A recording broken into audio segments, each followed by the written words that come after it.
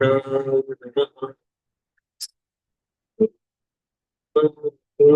विष्णु देवो महेश्वर साक्षात् परब्रह्म तस्मै श्री गुरुवे नमः। त्वमेव माता च पिता त्वमेव त्वमेव बन्धुः सखा त्वमेव त्वमेव पिता त्वमेव त्वमेव सर्वं देव।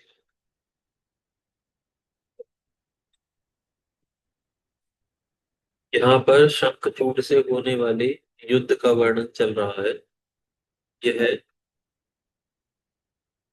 34वां अध्याय यहाँ से प्रारंभ होता है।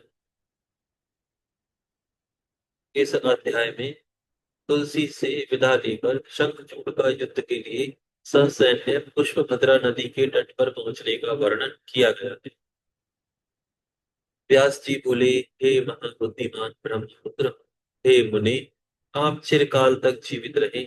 आपने शिव जी का बड़ा विचित्र चरित्र वर्णन किया। अब आप विस्तार पूर्वक बताइए कि शिव जी के दूत के चले जाने पर प्रतापी शंखचूड़ ने क्या किया। श्री सनत कुमार बोले, शिवदूत के चले जाने पर प्रतापी शंखचूड़ ने भीतर जाकर तुलसी से उस बात को कहा। शंखचूड़ बोला, हे देवी, शिवदूत के मुख से युद्ध का संदेश प्राप्त होने के कारण मैं युद्ध के लिए तैयार होकर जा रहा। अब तुम मेरे शासन का कार्य संभालना। इस प्रकार यह कहकर उस ज्ञानी शंखचूड़ ने नाना प्रकार के वाक्यों से अपनी प्रियतमा को समझाया और भगवान शंकर का अनादर कर हर्ष पूर्वक उसके साथ क्रीड़ा की। अनेक प्रकार की काम कलाओं तथा मधुर वचनों से परस्पर सलाप करते हुए वे पति पत्नी सुख सागर में निमग्न हो रहे थे। ब्रह्म मुहूर्त में उठकर प्रातःकालीन कृत्य करके नित्य कर्म संपन्न कर उसने बहुत दान दिया।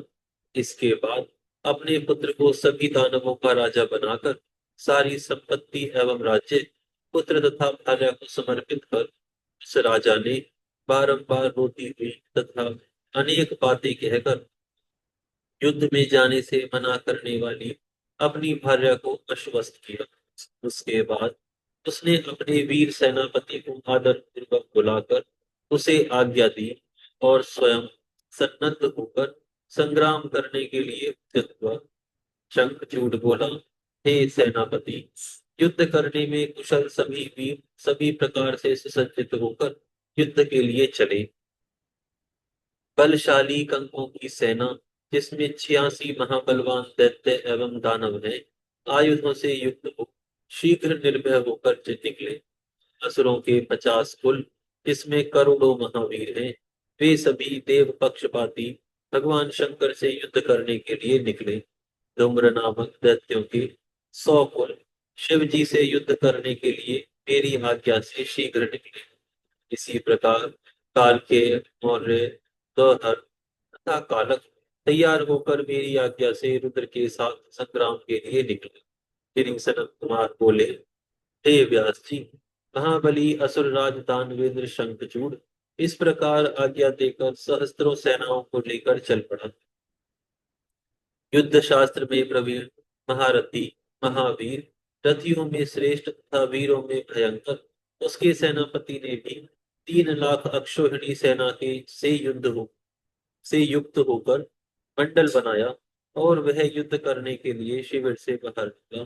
शंखचूड़ भी उत्तम रत्नों से बने हुए विमान पर चढ़कर गुरुजनों को आगे कर संग्राम के लिए चला।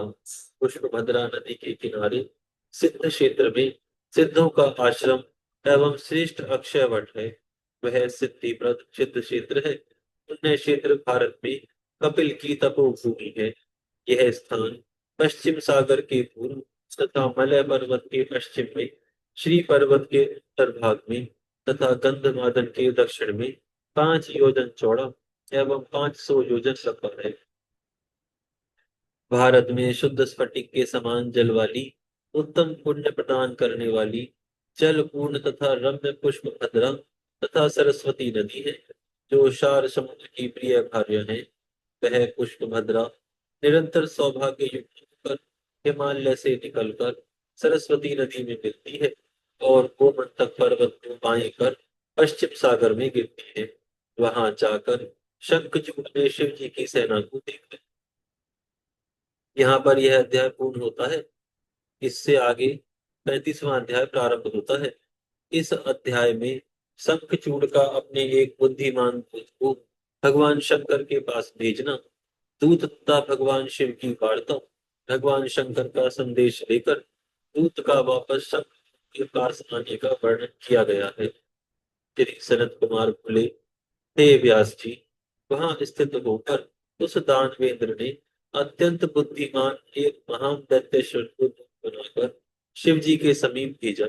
उस दूत ने वहां जाकर वट वृक्ष के नीचे बैठे हुए करोड़ों सूर्य के समान महातेजस्वी योगासन लगाए हुए ध्यान मुद्रा युक्त मंद मंद मुस्कुराते हुए शुद्ध स्फटिक के समान परमोज्वल ब्रह्म तेज से दीप्यमान त्रिशूल पट्टीश धारण किए हुए व्याघ्र चर्म उभरे हुए भक्तों की मृत्यु दूर करने वाले शांत तपस्या का फल देने वाले संपूर्ण संपत्ति प्रदान करने वाले शीघ्र प्रसन्न होने वाले प्रसन्न मुख भक्तों पर अनुग्रह करने वाले विश्व बीज विश्व रूप विश्व को उत्पन्न करने वाले विश्वेश्वर विश्वकर्ता विश्व संहार के कारण कारण के भी कारण नरक समुद्र से पार उतारने वाले ज्ञानदाता ज्ञान बीज तथा ज्ञान में ही आनंदित रहने वाले तीन नेत्र वाले सनातन उमापति विश्वनाथ को देखा।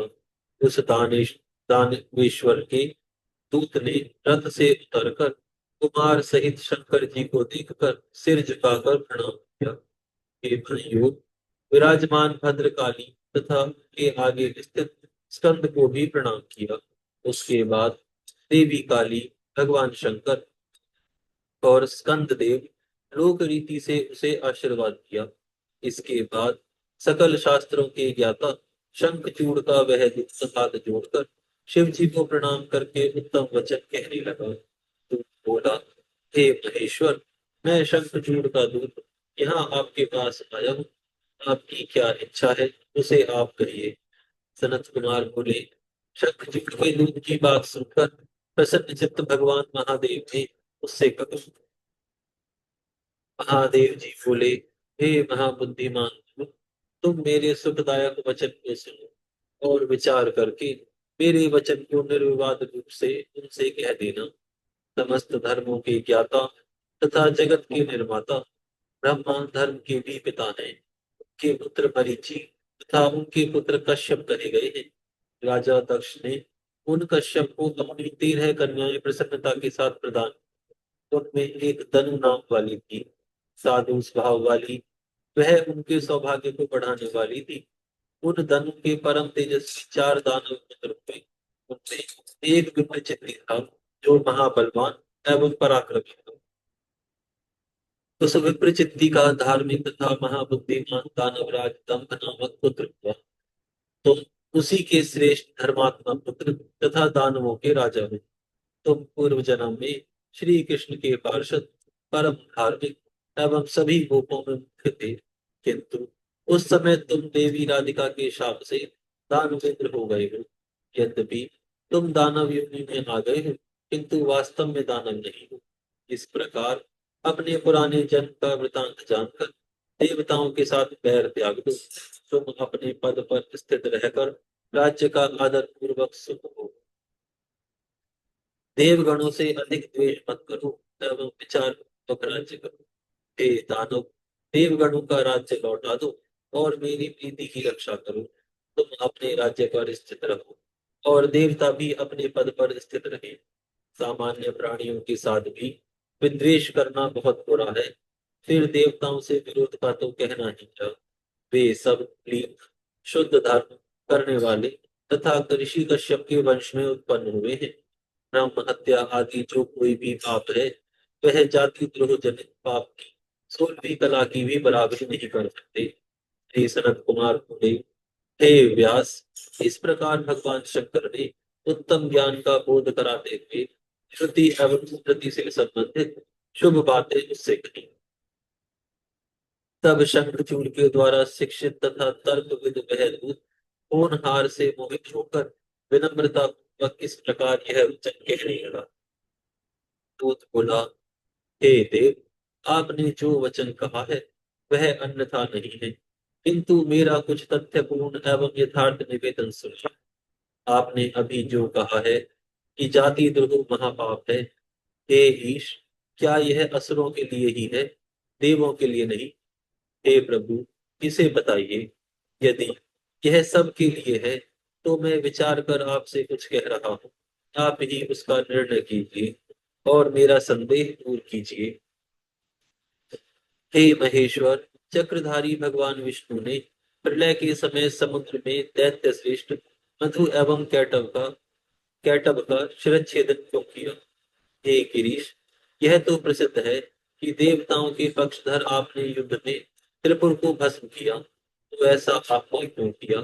भगवान विष्णु ने बलि का सर्वस्व लेकर उसे पाताल लोक में क्यों भेज दिया? सुतल आदि लोक का उद्धार करने के लिए उसके द्वार पर गदा धारण कर क्यों स्थित है?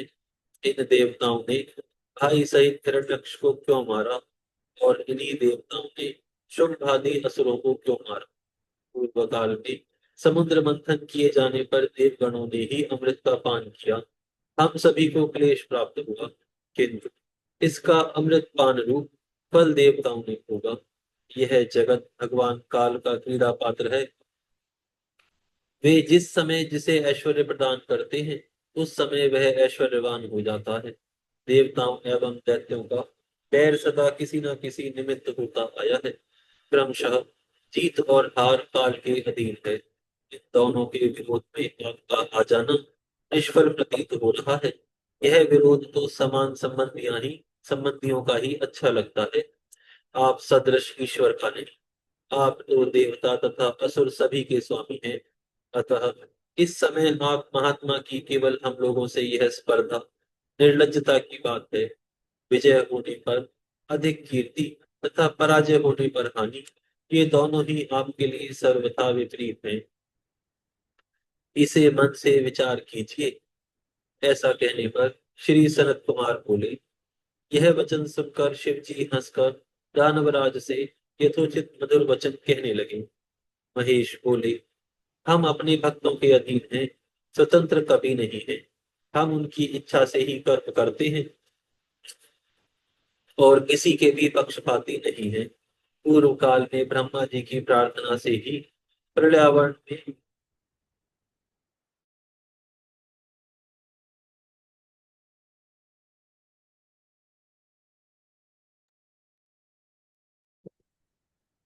पूर्व काल में देवताओं की प्रार्थना से सॉरी पूर्व काल में ब्रह्मा जी की प्रार्थना से ही पर्यावरण में भगवान विष्णु तथा दैत्य श्रेष्ठ मनु कैटभ का युद्ध हुआ था। भक्तों का कल्याण करने वाले उन्हीं विष्णु ने पूर्व काल में देवताओं की प्रार्थना से प्रहलाद की रक्षा के निमित्त हिरण्यकशिपु का वध किया था।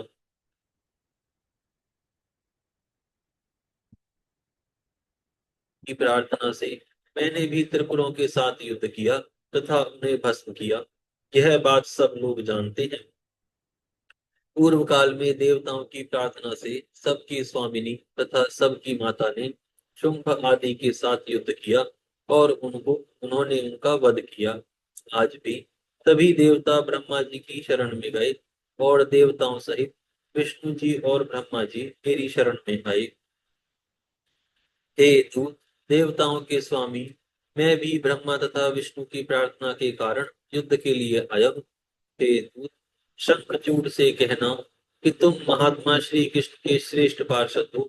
पहले जो जो दैत्य मारे गए उनमें कोई भी तुम्हारे समान नहीं था। हे राजन, देवताओं का कार्य करने के लिए तुम्हारे साथ युद्ध करने में मुझे कौन सी बड़ी लज्जा है। देवताओं के कार्य के लिए मैं ईश्वर विनय पूर्वक भेजा गया हूँ।